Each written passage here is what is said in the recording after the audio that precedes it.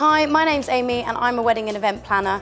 I have planned events mainly specialising in weddings, however I have planned events from Christmas to corporate, and I'm going to give you some tips that I hope will help for you to plan events in the future. Hi, I'm going to talk to you about how to become an event planner.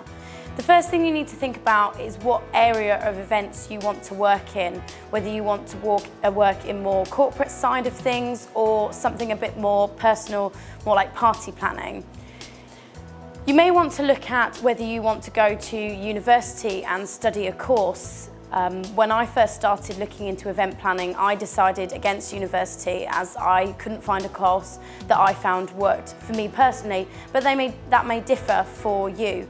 A lot of event planning courses at the time that I was looking were a lot more business management side of things, whereas I wanted a more practical approach to the industry. So that is your decision that you need to make. It might be worth looking at starting for a venue to build your way up.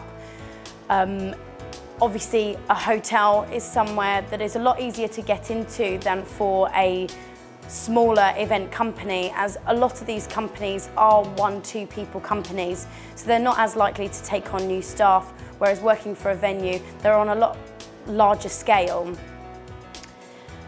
Skills that you need in order to be an event planner: you need to be a very organised person.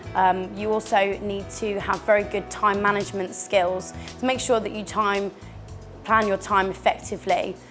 You also need to be very patient. You will be looking after a lot of people over a short period of time, so you need to make sure that you manage your time well between them and you stay patient, as you will get some people who are under a lot of pressure to make sure that their event runs well, and they will vent this frustration on you, so you need to just take that with a pinch of salt. You need to be a very bubbly, outgoing person. You need to be good at talking to people and getting an idea of what people want.